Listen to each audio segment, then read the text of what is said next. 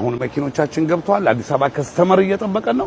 እንግዲህ በእውነት ያየናቸው ነው፣ እየተጫኑ ነው መኪኖቹ። ፊንቴክ ኢንቨስትመንት ባዘጋጀው ፕሮግራም ላይ ይሄው ከጀርባችን የምታዩዋቸው ታላላቅ አርቲስቶቻችን ኢትዮጵያ አለኝ የምትላቸው አርቲስቶች ዛሬ ጅቡቲ ተገኝተዋል።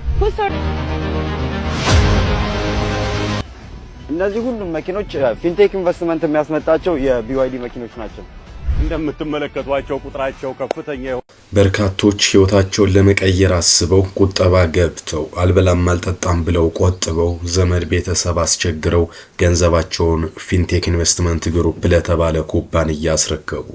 ይህ ሲሆን ግን ከጀርባ እጅግ የገዘፈ ስም ያላቸው ማስታወቂያ ድርጅት ባለቤቶች አርቲስቶችና የቴሌቪዥን ጣቢያዎች ነበሩ። እነዚህን ያመኑ ምስኪን ኢትዮጵያውያን ገንዘባቸው ምን አቀረ? ሰራዊት ፍቅሬ ፊንቴክ ኢንቨስትመንት ግሩፕ፣ ዳንኤል ዮሐንስ፣ ኢየሱስ ግርማይ፣ ገብረ ሚካኤል ሂደጎ፣ አሰገድ ኢያሱ ለበሱ፣ አብርሃም ግዛው፣ አባይ ቲቪ፣ ናሁ ቲቪ፣ ሪፖርተር ጋዜጣ፣ ይገረም ደጀን፣ አስቴር፣ ዳንኤል ተገኝ፣ ሰለሞን ቦጋለ ገዳ፣ ካሊድ ጀማል፣ መንሱር ጀማል ሐሰን። ከዚህ ሁሉ ምስኪኖች ገንዘብ መጭበርበርና መበላት ጀርባ ያሉ ግለሰቦችና ድርጅቶች ናቸው። እነዚህ ተቋማት ከሰሞኑ ገንዘባቸው እንዳይሸጥ እንዳይለወጥ በባንክ ያላቸው ንብረትም እንዳይንቀሳቀስ ታግዷል። አሁን አዳዲስ ዜናዎች መሰማታቸውን ቀጥለዋል። አርቲስቶቹና ታዋቂ ሰዎቹ በቁጥጥር ስር ከዋሉ በኋላ አሁን ደግሞ ወንድም ካሊድ መታሰሩ ተሰምቷል። በእርግጥ ከዚህ ስር ጀርባና እንዲሁም ጉዳዩን ከማጋለጥ ጀርባ ደግሞ አንድ ሰው አለ። በትክክለኛው ስሙ ገዛይ ተሬሳ እንዲሁም አዎንታ በርሲሳ። የሰው በርካታ አድናቂዎች ያሉትና ለምስኪኖች ድምጽ የሆነ በመባል ይሞካሻል። ይሁንና ሌሎች በማህበራዊ ሚዲያ እሱን የሚመለከት አንድ ክስንም ይፋ ያደረጉ ነው። ለመሆኑ አሁን አርቲስቶችና ቲክቶከሮች የት ነው የሚገኙት? በምን ሁኔታ ላይ ይገኛሉ? እነ ወንድም ካሊድ ስርስ ምንን የተመለከተ ነው? አዎንታ በርሲሳ የቀረበበት ክስ ምን ይመስላል የሚለውን ጨምሮ የተሰሙ አዳዲስ ጉዳዮችን ይዤ መጥቻለሁ። በተባለው ጊዜና በተባለው የግንባታ ጥራት ስለማስረከባችሁ መታችሁ መገበያየት ትችላላችሁ ብሏቸዋል ቴምር ሪል ስቴት። አንጋፋና ታዋቂ አርቲስቶች እንዲሁም ቲክቶከሮች በትናንትናው ዕለት በፌደራል ፖሊስ ቁጥጥር ስር ውለዋል። እስካሁን ድረስ ባለው መረጃ ሜክሲኮ በሚገኘው ፌደራል ፖሊስ ምርመራ እየተደረገባቸው ነው። ከምርመራው ጀርባ ያለው በፊንቴክ ኢንቨስትመንት ግሩፕ እነዚህ ማስታወቂያ በመስራትና ገንዘባቸውን አስገቡ ከወለድ ነፃም ውሰዱ በሚል ምስኪኖች እንዲጭበረበሩና ሀብታቸው እንዲበላ ምክንያት ሆነዋል በሚል ነው። በእርግጥ በዚህ በርካቶችን ቅስም በሰበረና ባሳዘነ ህግ ባለባት ሀገር እንዴት ይሆናል ባስባለ ሀገር የራኪና ለመግዛት ለአመታት ጥሪቷን አጠራቅመዋል። ቴሌቪዥንና ማህበራዊ ሚዲያ በጣም የሚያከብሯቸው የሚወዷቸው የሚያደንቋቸው ሰዎች መጡ። እጅግ ዘመናዊ የሆነ ምርት አስተዋወቁ። አብዛኛው ሰው ያለምንም ጥርጥር አመናቸው። የበርካታ ዜጎች ዕጣ ፈንታም ይኸው ሆነ። አሁን ግን ያመኑት ፈረስ ጥሏቸዋል። ፊንቴክ ኢንቨስትመንት እየተባለ ድርጅት ዘመናዊ የሆኑ የቢዋይዲ ሴግል ኤሌክትሪክ መኪናዎችን 3 ወር ባልሞላ ጊዜ ውስጥ አስረክባለሁ ብሎ ሰፊ ማስታወቂያ አስነገረ። እዚህም ቅድመ ክፍያ 950 ሺህ ብር ተጠየቀ። በርካቶች ተረባርበው ካላቸው ላይ አውጥተው ተበድረው ይህን ክፍያ ከፈሉ። ይህን ተከትሎ ከ450 በላይ የሚሆኑ ምስኪን ኢትዮጵያውያን የድርጅቱን ህጋዊነት ከማጣራት ይልቅ ማስታወቂያ የሰሩትን ታዋቂ አርቲስቶች አመኑ። ምክንያቱም ከጀርባ ያሉት እነ ሰራዊት ፍቅሬ፣ ይገረም ደጀኔ እንዲሁም ደግሞ ሰለሞን ቦጋለ፣ መንሱር ጀማር የመሳሰሉ ናቸው።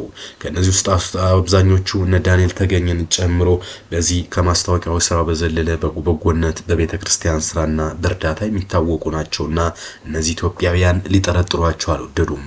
በእርግጥ የመንሱር ጀማል እንቅስቃሴ ከጀርባው ምን እንዳለ የሀብት ምንጩ ምን እንደሆነ ምን እንደሚሰራ በስፋት የሚታወቅ ጉዳይ ባይኖርም ይሁንና ይህን ተከትሎ ከ450 በላይ የሚሆኑ ዜጎች የድርጅቱን ህጋዊነት ሳያጣሩ የሰሩትን ታዋቂ ሰዎች ብቻ አምነው 600 ሚሊዮን ብር የሚጠጋ ገንዘብ ከፈሉ።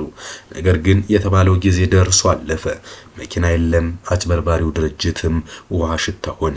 ይህን የብዙዎች ህልም ያጨለበና ከፍተኛ ኢኮኖሚ ቀውስ የፈጠረ ማጭበርበር ተከትሎ ፌደራል ፖሊስ እርምጃ መውሰድ ጀምሯል። የህዝቡን አመኔታ አለግባብ ተጠቅመዋል በማለት በርካታ ታዋቂ ሰዎችን በቁጥጥር ስር አውሏል።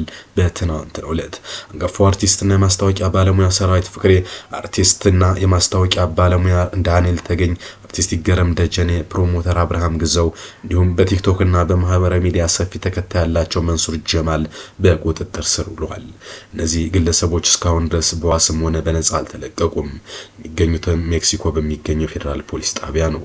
ፖሊስ እጅግ ጠንከር ያለ ምርመራ እያደረገ እንደሆነ ተሰምቷል። የምስኪኖችን ሀብት የነጠቁትና ለወራት የተጉላሉት ደንበኞች ደግሞ ፍትህ በመሻት በመንግስት መስሪያ ቤት ደጃፍ ሰልፍ ወጥተው አቤቱታቸውን እያሰሙ ነው። ይህ አሳዛኝ ክስተት ለሁሉም ትልቅ የማንቂያ ደወል ቢሆንም ታዋቂነትና ተጽዕኖ ፈጣሪነት ለማስታወቂያ ስራ ገንዘብ ከመቀበል ባለፈ የሚያስተዋውቁት ነገር ህጋዊነት የማረጋገጥና የህዝብን ደህንነትን ሀብት የመጠበቅ ከባድ የሞራልና የህግ ግዴታን ይዞ እንደሚመጣ እያሳየ ነው። እናም አሁን ደግሞ ወንድም ካሊድና እንዲሁም ደግሞ ከአዎንታ በርሲሳ ጋር ሌላ ጉዳይ እየተያዘ ነው። በበርካቶች ዘንድ በበጎ ስራዎች የሚታወቀው ወንድም ካሊድም እንዲሁም ደግሞ የካሊድ ፋውንዴሽን መስራችን በቁጥጥር ስር መዋሉ ተሰምቷል። እሱም እንደ መንሱር ጀማል ሁሉ በማህበራዊ ሚዲያ የሚታወቅና የተቸገሩትን እረዳለሁ የሚል ግለሰብ ነው።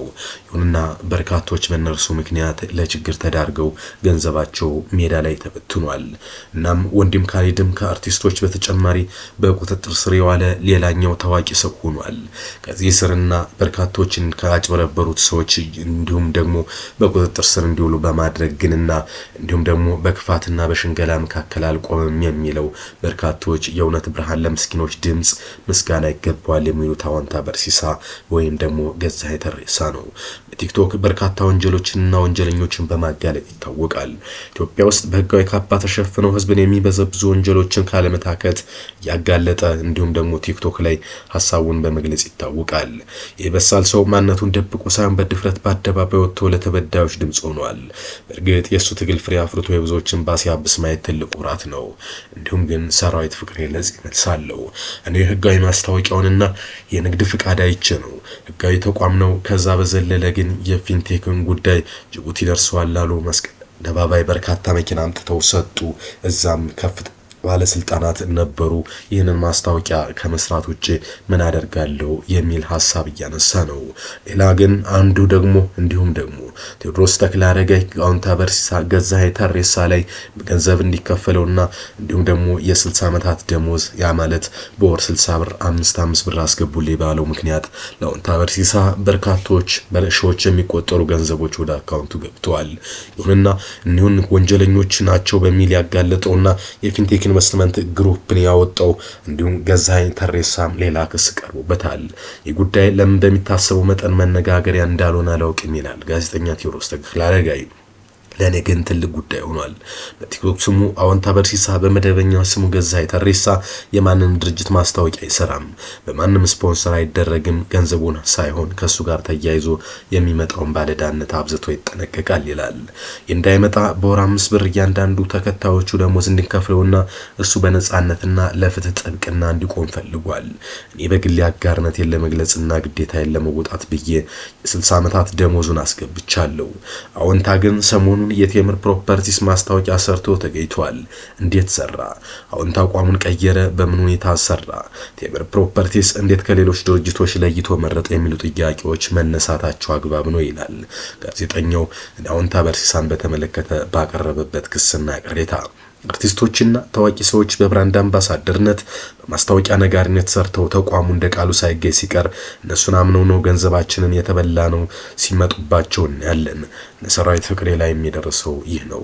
አዎንታ በርሲሳ ለዚህ ብቻም ሳይሆን የህብረተሰቡ ሀቅ አፈላላጊ በመሆን የተለያዩ ድርጅቶች ጠቀም ያለ ክፍያ ሰጥተውት ማስታወቂያ ሊያስነግሩት እንደሚያስቡና እሱ ግን ፈቃደኛ እንዳልሆነ ተናግሯል። ግን የቴምር ሪል ስቴት ማስታወቂያን ሰርቷል። ማስታወቂያ ሳይ መጀመሪያ እውነተኛ ባይሆንስ ነው የመጣብኝ። ኋላ ላይ ግን ምን ከማለቴ በፊት የማስታወቂያ እውነትነት አረጋገጥኩ። ቀጥሎ ቴምር እንዴት ከሌሎች ድርጅቶች ለይቶ አምነው የሚል ጥያቄ ነው ያነሳሁት ለራሴ። ለዚህ ጥያቄ ከሆነኛ ሲያገኘውት መልስ በወንቱ አዎንታ ቀደም ሲል ከማከብረው በላይ እንዳከብረው አድርጎኛል። አዎንታን ማስታወቂያ ሰራው በቀላሉ ድርጅቱ እንዲባልለት የሚፈልገውን ጽሑፍና ብር ልኮለት አይደለም። በግል ጠበቃው አማካኝነት እያንዳንዱ የቴምር ፕሮፐርቲስ እንቅስቃሴ ፈትሿል። ቤት ተመዝጋቢዎችን አነጋግሯል። ውስጣዊ አሰራሩን ጎብኝቷል። አስፈላጊ ኃላፊዎችን አነጋግሯል። የሚሉ ሀሳቦችን ቢያመጣም ግን እንደዚህ ሌሎችም እነ ሰራዊት ያሉት እኮ ይሄን ነው እነሱስ ምን የተለየ ነገር አደረጉ? የፊንቴክን ማስታወቂያና ህጋዊ የንግድ ፍቃድን አዩ። በኢትዮጵያ መንግስት ፍቃድ ተሰጥቶታል። መኪና አስመጭ ነው። መስቀል አደባባይ በርካታ መኪናዎችን አምጥቶ ለምሳሌ መጀመሪያ አካባቢ የተመዘገቡ ሰዎችን መኪና ሰጠ። ከዛም ጅቡቲ ወደብ ላይ በርካታ መኪና ያደርግልን ነው የሚሉ ሀሳቦች እየተነሱ ነው። ከዛ ውጭ ግን አዎንታ በርቲሳ አድናቂዎችና ደጋፊዎች አሉት። እነርሱ ደግሞ እንዲህ በማለት ይገልጹታል። በቲክቶክ ስሙ አዎንታ በርሲሳ ወይም በትክክለኛ ስሙ ገዛኸኝ ተሬሳ ይሰው ለሀገር እጅግ አስፈላጊ ነው ይሉታል። ለብዙ ዓመታት ኦዲተር ሆኖ በመስራቱ በፋይናንስ ዘርፍ የሚሰሩ ወንጀሎችና ወንጀለኞችን ጠንቅቆ ያውቃል ይሉታል አድናቂዎቹ። ሰው በቲክቶክ አካውንቱ በሀገሪቱ ውስጥ የሚያቸውን የፋይናንስ ውንብድናዎች ብሎም ያሰባቸውን ወይም ሊሆኑ ይችላሉ ብሎ የጠረጠራቸውን ነገሮች በማጋለጥ በርካቶችን እያነቀ ይገኛል። ይሰው የመንግስት የፋይናንስ ደህንነት ተቋም መስራት ያለባቸውን ስራዎችም በግሉ እየሰራ ነው ብለው ይከራከሩለታል።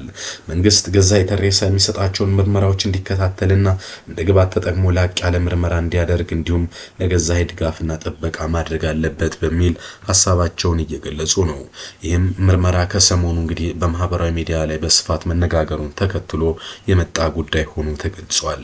ይሁንና ግን አሁንም የበርካቶች መጭበርበርና ገንዘባቸውን መበላት በኢትዮጵያ ውስጥ ስጋት ሆኖ እንዳይቀጥል ጠብቅ ያለ የህግ ማዕቀፍና ሌሎች ሊካተቱ ይገባል ተብሎ እየተገለጸ ነው። በርካቶች ግን አዎንታ በርሲሳን በኋላ ማስታወቂያ አሰርተህ ገንዘባችንን ተበላህ የሚል ክስ እርሱ ላይ መዞሩ አይቀርምና ማስታወቂያውን መስራት ቢያቆም ይሻላል እያሉ ሲሆን፣ ሌሎች ግን ህጋዊነቱን ካረጋገጠ ማስታወቂያውን ቢሰራ ችግር የለውም እያሉ ነው። እናንተ ግን ሐሳብ አስተያየታችሁን አጋሩን። ከአርቲስቶች ስርና በቀጣይ ከሚኖሩ አዳዲስ ዜናዎች ጋር መልሳለሁ። እስከዛው ቻው።